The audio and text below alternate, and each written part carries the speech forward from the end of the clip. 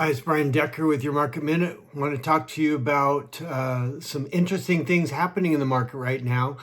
Last week, the stock market surged to all-time highs following a great inflation report. Fed meetings saying that there's possibly one or two cuts. Bullish momentum remains. We have a MACD buy signal. Increased equity exposure is advised. All of that is good. However, the S&P, we're not even halfway through the year, and the S&P is approaching year-end targets for most of the firms that put targets out there. What we're seeing now is declining market breadth, meaning fewer stocks trading above the 50-day moving average. We're seeing the New York Stock Exchange advanced decline line turning lower, the RSI, Relative Strength Index, turning lower. So we're seeing market divergences that we typically see when markets are near a top. Portfolio positions right now, we're about 45% cash. We're in a good position. If we do see that the market is going to pull back, we have cash to add when markets bottom.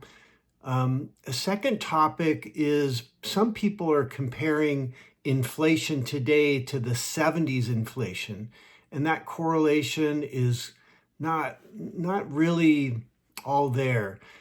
Today's economy is less sensitive to oil prices and shocks, and energy expenditure is lower today. Full-time employment, monetary velocity are declining with an aging population that wasn't there in the 70s. Another topic back to want to cover is debts and deficits. The deficit right now, for the first time ever, the interest that is paid on the deficit is now higher than military spending. That's never happened before. That is going to be deflationary. That will bring the economy down. There's less money to spend on the other areas of the economy. It crowds out other spending that the country could make, that the government could make.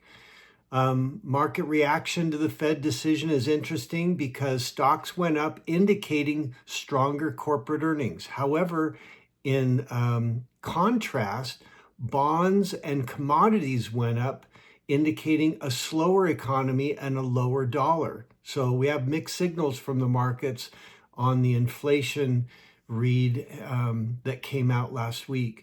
We have an inverted yield curve. It's a record now, 24 months in a row of inverted yield curves.